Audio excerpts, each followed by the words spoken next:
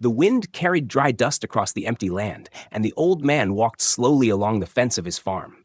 His clothes were torn from years of use, his boots cracked, and his face carried the tired look of someone who had seen too much loss.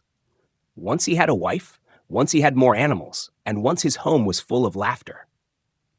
Now he had only silence, one child sleeping inside, and a single horse tied near the barn, the last thing that kept his family alive. That horse pulled the cart, carried water, and sometimes brought food from the town. Without it, he had nothing left. As he leaned on the fence, he saw something strange in the distance. At first, he thought it was only a shadow or a piece of cloth blown by the wind. But then it moved. The man narrowed his eyes and stepped closer. A figure lay half buried in the dust, still but not dead. He walked slowly, his hand near the old shotgun he carried for wolves and thieves. The closer he came, the more he realized it was not human. Her skin was pale silver, shining faintly even in the weak light. Her hair was tangled with dirt and blood.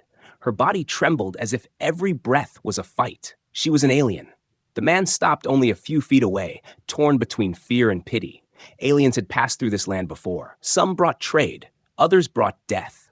He had learned long ago never to trust too quickly. But now this one was broken, wounded, and barely alive. Her lips moved, whispering words he could not understand. Her hand reached toward him, shaking, then fell back into the dust. He looked at her face, and in her eyes, he saw something he had not expected. Fear, yes, but also pleading, the silent cry of someone who had lost everything. He told himself to walk away. It was not his problem. He had a child to protect. Food was already short. If she died here, the land would cover her, and no one would know. But he did not move. His boots stayed planted in the dust, as if his heart had taken command over his mind. Slowly, carefully, he bent down.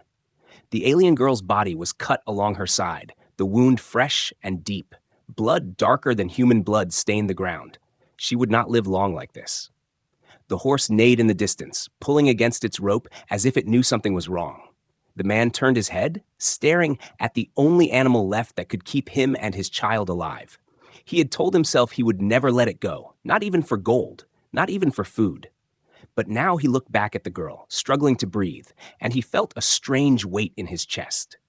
She was someone's daughter. She was someone's sister.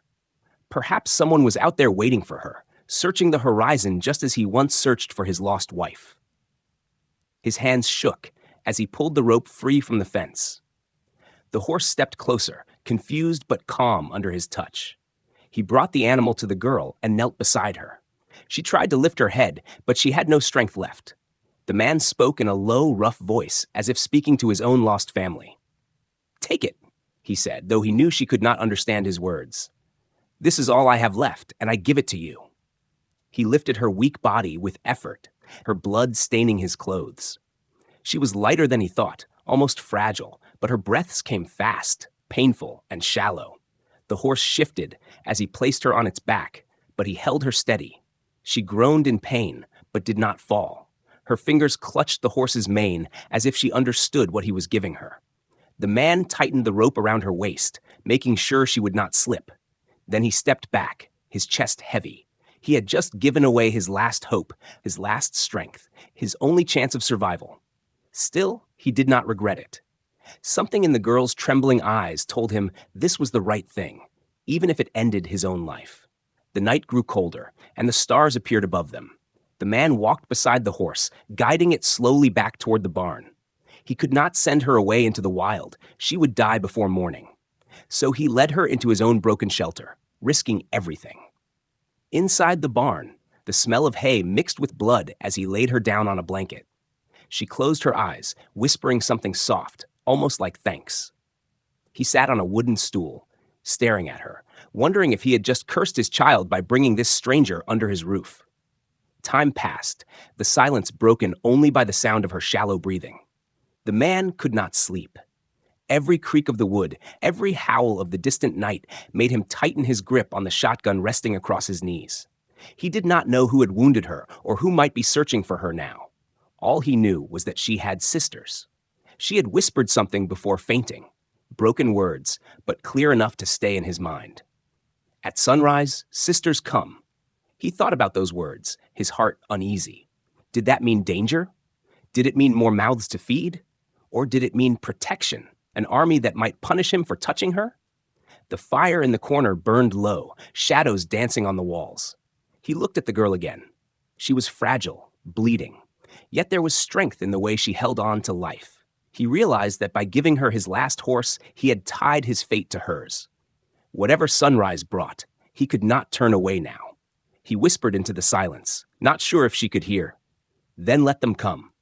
The barn was quiet except for the sound of her weak breathing.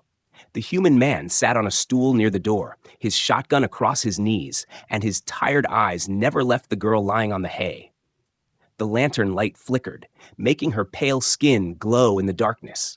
She looked less like a stranger now, and more like something caught between life and death. Every rise and fall of her chest was shallow, as if each breath might be her last. He thought about his child sleeping inside the small wooden house a few steps away. If the alien girl died here tonight, what danger would it bring? If her people came searching, would they burn his home, or would they spare it? He rubbed his forehead, feeling the weight of fear pressing down. Still, something kept him from sending her away. He had chosen to save her, and now he had to live with that choice. The girl's eyes opened suddenly, silver glinting in the dim light. She tried to push herself up, but pain made her body shake. He rose quickly, placing a hand on her shoulder to stop her from tearing the wound open further. She flinched at his touch, but then her lips parted. Her voice was weak, her words broken, but he could understand enough. "Son, rise! Sisters come!" The man froze. His heart skipped. He leaned closer, unsure if she was speaking a warning or a promise. She swallowed hard, whispering again, "They come! Silence! Do not run!" Her head fell back, and her eyes closed once more, but the words stayed inside his skull like a hammer. He sat back down, staring into the shadows. Sisters. She had sisters, and they would come at sunrise. Did that mean they were warriors? Hunters? Would they see him as her savior or her captor?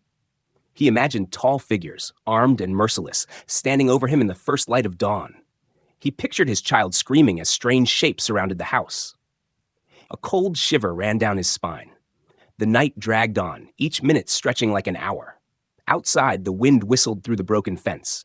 A wolf howled in the distance, and the horse stamped its hooves nervously. The man kept the shotgun across his lap, his finger brushing the worn trigger again and again. He did not want to fight. He had fought enough in his life. But if these sisters came with blades instead of mercy, he would not let them harm his child. The alien girl stirred in her sleep, her lips moving without sound.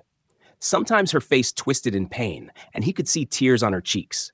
He reached for a rag, dipped it in water, and pressed it gently against her wound. She hissed through her teeth but did not wake fully. He saw the scar patterns along her arms. Strange lines burned into her flesh, like marks of a tribe or family. The sight unsettled him. Whoever her sisters were, they belonged to this same mark. If they found her in his barn, lying weak beside a human, would they see it as kindness or as insult? The lantern began to die, the flame shrinking until the barn was swallowed by darkness. The man did not move, only sat with his ears wide open. Every creak of the wood made his heart jump.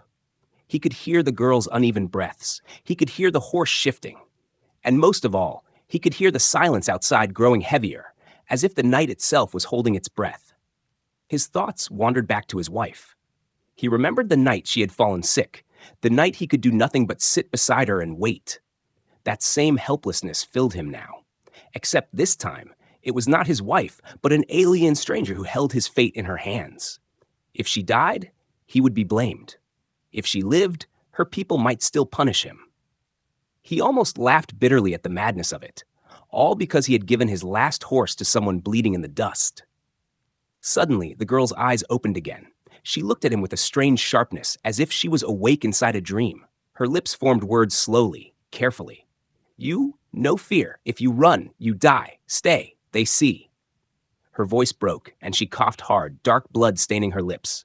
He wiped it away with his sleeve, his chest tight. Her hand caught his wrist, surprisingly strong for a dying girl. Her eyes bored into his, silver and unblinking. "Promise," she whispered. "Do not run." He stared at her, uncertain, but something in her grip forced him to nod. She released him, her head falling back into the hay. This time, she did not move again. The man sat in the shadows, the shotgun heavy in his lap, her words circling in his mind. At sunrise, her sisters would come, and he was caught between fear and duty.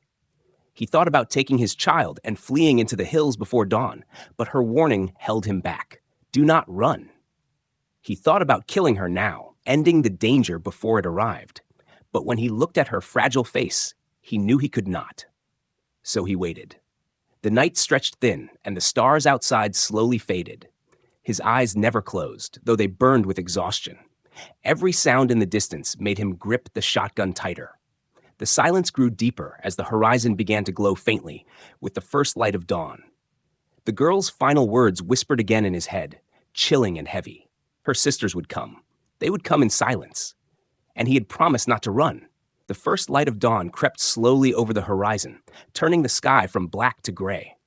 The man sat in the barn doorway, his shotgun across his knees, his eyes fixed on the land beyond his broken fence. The alien girl lay weak on the hay behind him, silent, her breathing shallow but steady. His child still slept inside the small wooden house, unaware of what the morning might bring. The night had been long, and fear had been his only companion. Now the sun was rising, and with it the promise or the threat of her sisters. He remembered her words again and again. Do not run. They come. Silence. He had stayed. He had not run. But his hands trembled as he gripped the weapon. The air was unnaturally quiet. No birds sang. No wind moved. Even the horse tied to the post stood stiff and uneasy. It was the kind of silence that warned of something coming, something heavy and unseen. The man's breath grew shallow as he scanned the fog drifting low across the land. His heart pounded, waiting for a sound, any sound. Then at the edge of the fog, a shadow moved. One figure, tall and still, then another, then more. They stepped forward slowly, their shapes sharp against the gray light. The man counted 3, 4, 5. Sisters, tall like the wounded girl, but stronger, uninjured, their posture proud. Their silver skin glowed faintly in the dawn. Their faces were cold, unreadable, their eyes dark and shining. They did not speak. They only stood just beyond the fence, their cloaks shifting gently in the morning air. The silence pressed harder, heavier, until the man felt it sitting on his chest. He swallowed, forcing himself not to look away. Every instinct screamed at him to run back into the house, to grab his child, to flee into the woods. But her words returned, do not run. The sister's eyes moved past him, toward the barn, toward the weak figure inside. The girl stirred faintly on the hay as if she could sense their presence. One of the sisters tilted her head slightly, and for a brief moment he thought he saw sorrow in her gaze. But it passed, replaced by the same hard, unreadable expression as before. The man's palms sweated against the wooden stock of the shotgun. His mouth was dry. Should he speak? Should he welcome them? He opened his mouth, but no words came. He had faced hunger, sickness, even raiders in the past, but this silence was worse than any blade or bullet. These sisters stood like ghosts, and he could not tell if they were here to thank him or to bury him. Then one of them stepped forward. Taller than the rest, her cloak brushed the dirt as she moved. She carried no visible weapon, yet her presence was heavy, commanding. She stopped just a few feet away, her dark eyes fixed on him. The man shifted his grip on the gun, his finger brushing the trigger. She noticed. Her eyes flicked to the weapon, then back to him. Still, she said nothing.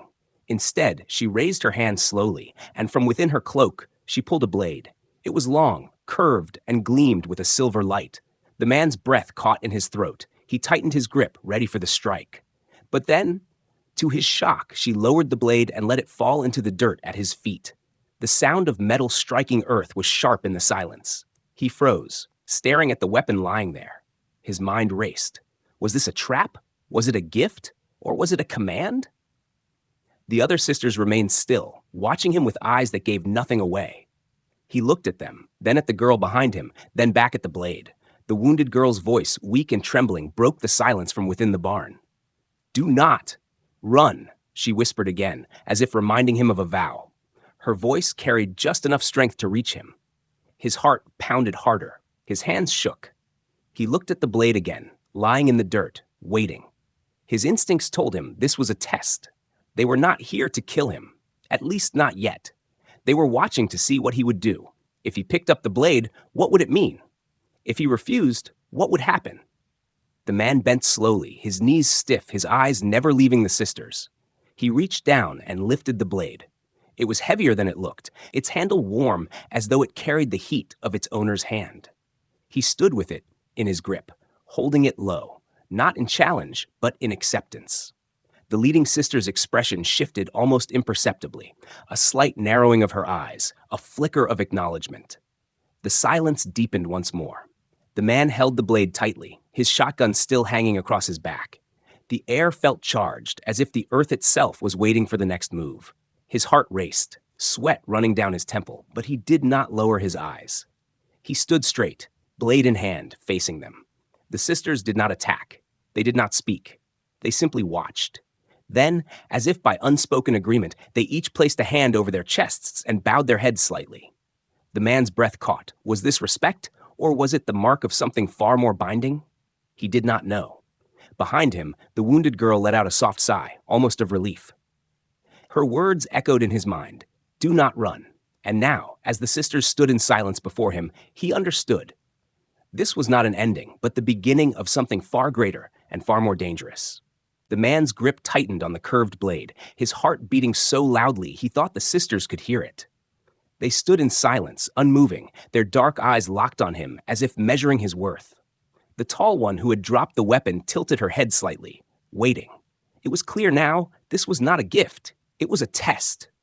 He looked at the blade in his hand, then back at them. The weight of it was strange, heavier than his old shotgun, yet perfectly balanced. He did not know their customs, did not know their rules, but every instinct told him this moment mattered. His choice could decide not just his fate, but also his child's and even the wounded girl's life. The silence grew unbearable. Even the horse outside had gone still, ears pricked forward, as if it too sensed the tension. The man swallowed hard. He wanted to speak, to demand answers, but something stopped him. He felt if he broke the silence, it would mean failure. This was not about words. This was about standing, about showing courage without explanation. From behind him came a faint whisper. The wounded girl stirred, her weak voice carrying just enough strength to reach him. "Do not run." Her eyes barely opened, but the words were clear. It was the same warning she had given through the night. He closed his eyes for a heartbeat, then opened them again, his resolve firming. The tall sister stepped closer, closing the distance until she stood only an arm's length away. Her presence was overwhelming, like a shadow of power pressing against him. She looked down at him, then at the blade in his hand. Slowly, she extended her arm and drew a thin line across her own palm with a claw from her other hand. Dark, silver blood welled up and dripped to the ground. She held her palm out toward him, a command without words. The man's breath caught. He understood now. They wanted him to mirror the act, to cut himself as she had. A ritual, a bond, a test of courage. He hesitated, his mind spinning. To shed his own blood before strangers. Was this madness? What if it was a trick? What if cutting himself marked him as prey, as weak as theirs to claim? Yet when he looked into the sisters' unblinking eyes, he knew hesitation would mean death. They would not accept fear. His hands shook slightly, but he forced the blade against his palm. The steel bit into his skin, and warm blood spilled down his wrist. He hissed through his teeth, the sting sharp and hot. Then, holding his hand steady, he extended it toward her. The tall sister's eyes narrowed, but she did not move away. Instead, she reached out, gripping his cut palm with her own bloody one. Their blood mixed, human and alien, dripping into the dust. A strange heat spread through his arm, almost electric, as though the earth itself recognized the bond. The other sisters moved at last. They stepped forward together, each placing a hand over their chests. The air was thick with meaning he could not fully grasp, but his instincts told him this was something sacred. He had passed. The wounded girl in the barn let out a weak, relieved sound, almost like a sob. Her eyes glistened as she whispered, "You did not run." She sank back into the hay, her strength gone. The man looked down at his bleeding hand, then back at the sisters. His mind struggled to understand. He had given away his last horse. He had offered shelter to a wounded stranger. And now, with one cut of a blade, he had bound himself to her family, her people, her blood. The tall sister finally released his hand. Her face remained hard, but her eyes softened just slightly, almost as if showing approval. She gestured toward the barn, then toward him. No words passed between them, but the meaning was clear. He was tied to the girl now. By saving her, by bleeding for her, he had become part of something he never asked for. He wanted to protest, to tell them he was just a man, a widowed father with nothing left but scraps. But deep inside, he knew words would not change anything. They had chosen him. And worse, he had chosen them by picking up the blade. The sisters stepped back, their cloaks shifting in the rising sunlight. The tall one turned, signaling the others. For a moment, he thought they would leave. His shoulders sagged with relief. But then he heard it, a distant sound, faint but growing. The ground trembled slightly under his boots. The sisters turned their heads, their sharp eyes narrowing toward the horizon. The man followed their gaze and saw shapes moving in the distance. Dark figures, many of them approaching fast. His stomach tightened. Whoever had wounded the alien girl had found her trail. Enemies.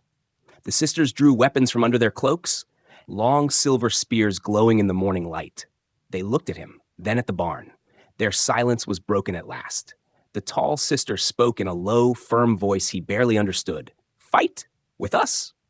The man tightened his grip on the blade, his bleeding palm dripping onto the dirt. He had not asked for this. He had not wanted this. But the test was over, and now the real battle was about to begin.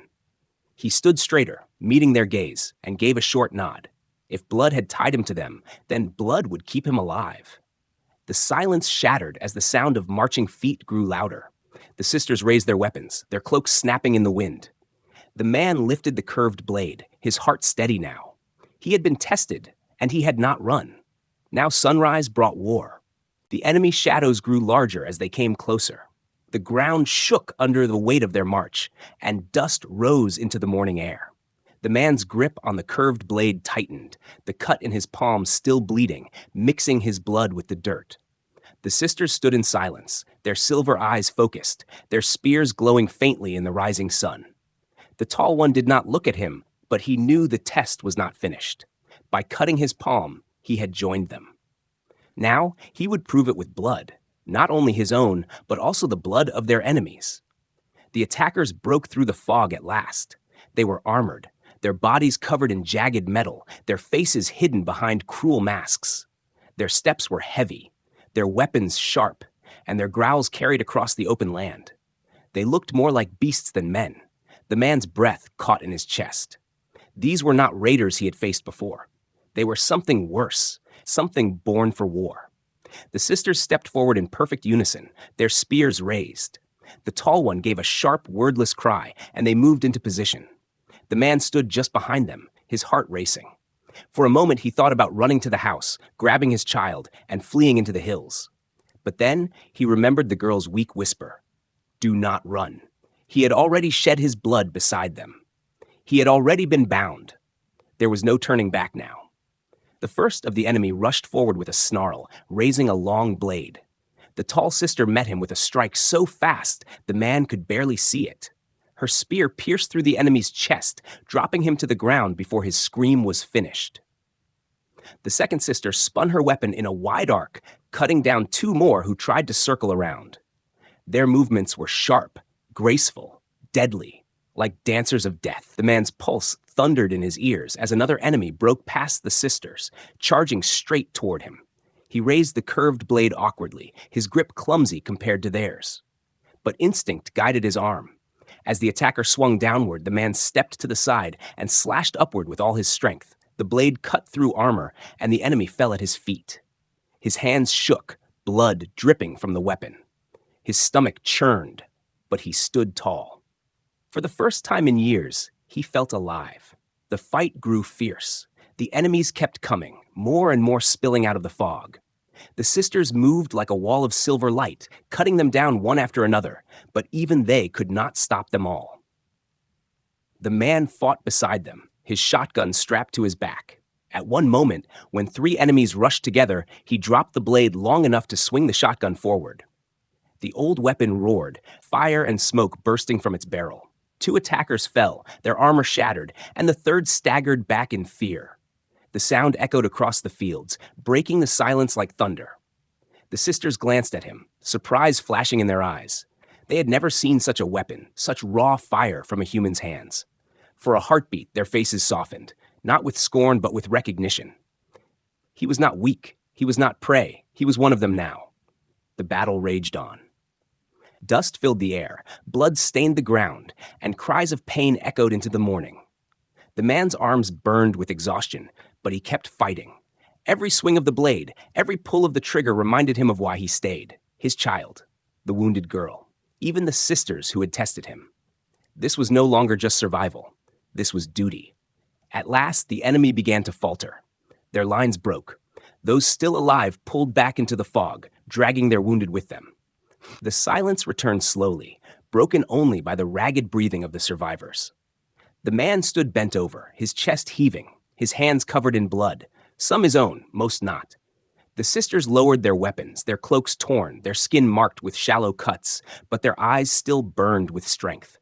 The tall sister stepped forward, her spear dripping with silver blood. She looked at the man, her gaze steady and sharp.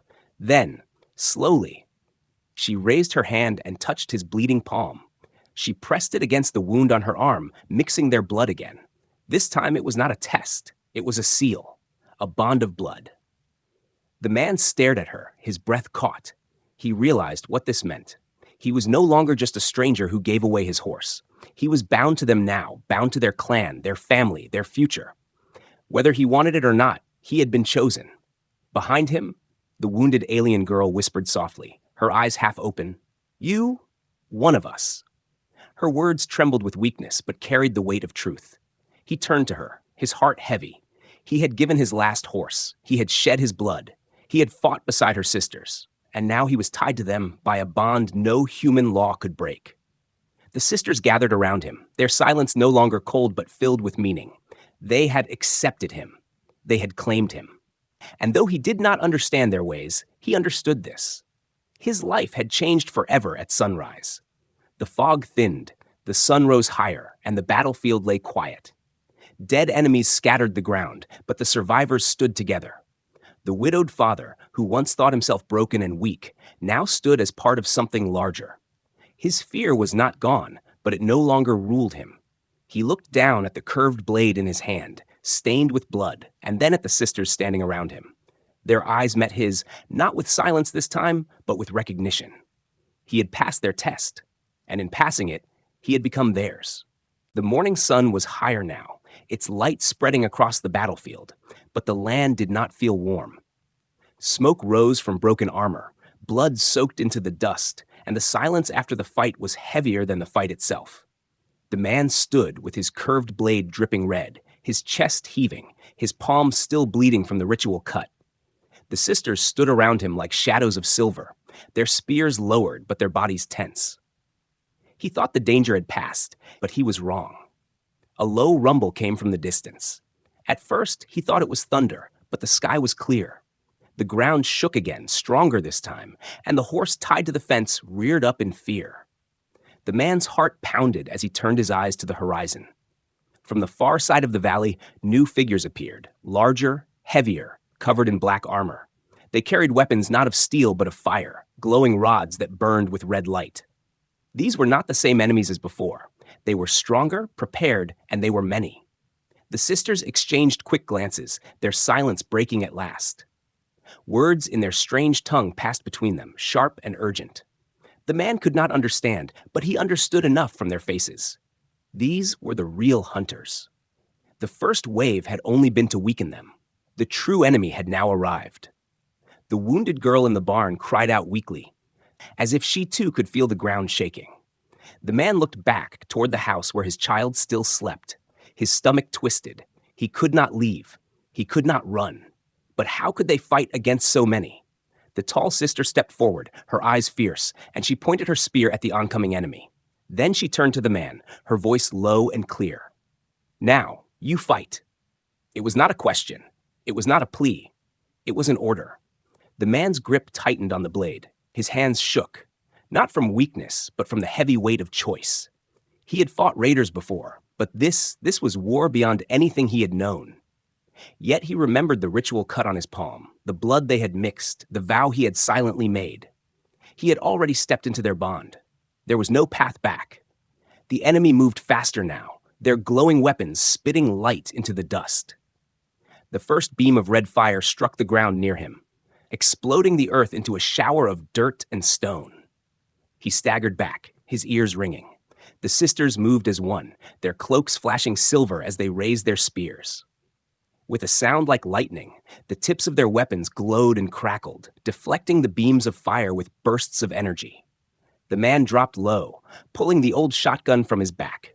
He pumped it once, the familiar click steadying his nerves, and aimed at the first enemy that broke through the smoke. The blast echoed like thunder, the shot tearing through armor and dropping the warrior instantly. For a moment, even the sisters paused, their eyes flicking to him in surprise. A small fire burned inside his chest at their look. He was not just surviving, he was standing with them. The fight grew brutal. The sisters fought like shadows of steel, their spears spinning, cutting and blocking the enemy's fire. The man moved between them, his shotgun roaring, his blade cutting when the weapon ran dry. He moved with instinct, guided by fear, but also by something stronger: determination. Every time he thought he would fall, he thought of his child, of the wounded girl, of the horse he had given away. He thought of how far he had come from being only a broken widower. That gave him strength. An enemy soldier charged at him, weapon raised high. The man ducked, swinging the curved blade upward, splitting the soldier's mask. Another rushed from the side, and before he could react, the second sister spun her spear and knocked the attacker back, saving him. She gave him a sharp look, and though she spoke no words, he understood. It was not pity. It was trust. But the enemy kept coming. For every one they killed, two more seemed to take their place. The land shook with the force of their march, beams of red fire cutting through the air. The barn caught flame at its edge, and the wounded girl screamed inside. The man's heart clenched. He wanted to run to her, to pull her out, but the tall sister barked a word and pointed to the enemies. First fight, then protect. The fire spread quickly, smoke filling the sky. The man gritted his teeth, rage burning in him now. He swung the blade with all his strength, cutting down another enemy, then fired his last shotgun shell into the chest of a giant armored figure. The recoil nearly threw him back, but the enemy fell, shaking the ground. When the smoke cleared a little, he saw something that made his blood freeze. Among the advancing soldiers was a massive figure, taller than any of the sisters, covered in black armor with a crown of jagged spikes. The enemy leader. He raised a weapon that glowed brighter than the rest, a weapon strong enough to tear down the barn, the house, everything. The sisters spread out, preparing to face him, their spears glowing brighter with energy. The man stood with them, his blade heavy in his bleeding hand. His body was exhausted, his breath shallow, but his eyes were steady. He knew this was not only their fight now. This was his fight too. The leader raised his weapon, the ground trembling under his steps. The sisters tightened their stance. The man lifted his blade and whispered to himself, almost like a prayer, "Do not run." And when the enemy leader's weapon blazed with red fire, the widowed father ran forward to meet him. The enemy leader towered above them, his armor black as night, his weapon glowing with red fire that hummed like thunder waiting to break. The man's heart pounded as he ran forward. His curved blade gripped tight in his bleeding hand. He was no warrior, no trained fighter, only a widowed father who had once sworn to protect his child and his home. Yet in that moment, he felt something different, like the blood bond he had made with the sisters had poured strength into his veins. He was not running from death. He was charging toward it. The sisters moved with him, their cloaks flashing silver in the smoke, their spears alive with crackling light. The battlefield shook as the enemy leader raised his weapon and unleashed a beam of fire. It tore through the ground, exploding earth into the sky. The man dove aside, rolling across the dirt, the heat of the blast burning his skin. Dust filled his mouth, but he pushed himself up, his eyes fixed on the towering figure. The tall sister let out a cry and struck first, her spear glowing as she lunged at the leader.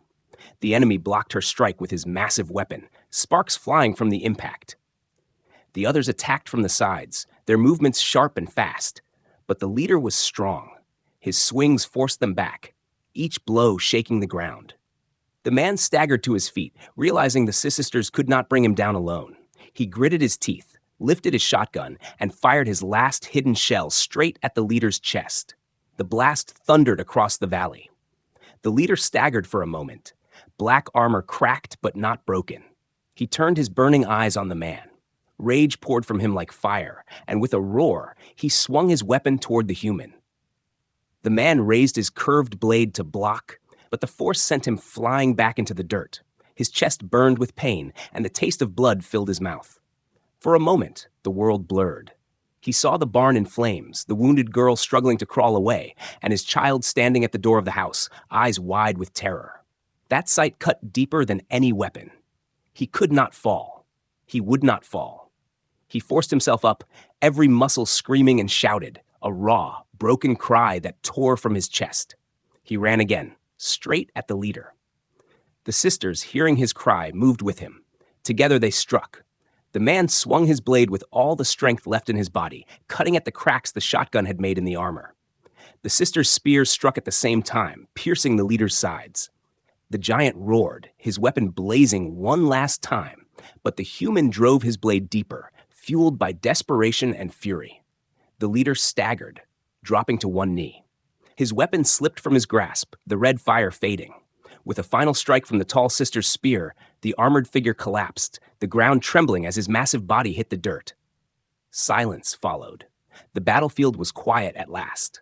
The fog drifted away. The enemy soldiers who remained fled into the distance, leaving their fallen leader behind. The man stood shaking, his blade dripping black blood, his breath ragged. His knees buckled, and he fell to the ground, his vision swimming. He thought he would not rise again, but gentle hands lifted him. The sisters surrounded him, their faces no longer cold. The tall one pressed her hand against his chest, as if feeling the beating heart still fighting inside him. She nodded once, a gesture of respect. Another sister tore a strip from her cloak and wrapped his bleeding palm. Their silence no longer felt heavy. It felt protective, binding. The wounded girl was carried from the barn by two sisters, her eyes half open, silver tears running down her cheeks. She looked at the man and whispered in a broken voice, "You saved me. Saved us all." Her hand reached weakly toward him, and he gripped it, his calloused fingers trembling. His child ran from the house and threw their arms around him. The man held the child close, tears finally breaking free. He had thought giving away his last horse was the end of everything, but instead, it had been the beginning of something larger than he could have imagined. The sisters knelt around him in the dust, their heads bowed. It was not just thanks, it was recognition. They had tested him, they had fought beside him, and now they had accepted him as one of their own. The tall sister placed the curved blade back in his hands and pushed it gently toward his chest, as though telling him, "This belongs to you now." The sun rose higher, burning away the last of the fog. The battlefield lay quiet, bodies scattered, smoke curling into the sky. The man looked at the sisters, at the girl he had saved, at his child, and he understood the truth. He was no longer just a widowed father clinging to survival. He was part of a bond of blood, tied not by words, but by courage and sacrifice. The wounded girl leaned her head against her sister's shoulder, whispering with the last of her strength, "You are ours now, and we are yours." The man looked toward the horizon, where danger might still wait. But for the first time in years, he did not feel alone. The sisters stood with him. The girl he had saved owed him her life. His child clung to him, safe for now. The bond they had sealed with blood would not be broken. As the sun painted the land in gold, the man rose slowly to his feet, the curved blade shining faintly in his hand. He knew more battles would come, more tests would rise, but he also knew this. He had faced the silence of dawn. He had not run, and he had earned the respect of those who once seemed like ghosts. The widowed father, once broken and forgotten, now stood as part of a new dawn. And in the silence that followed, he felt not fear, but strength.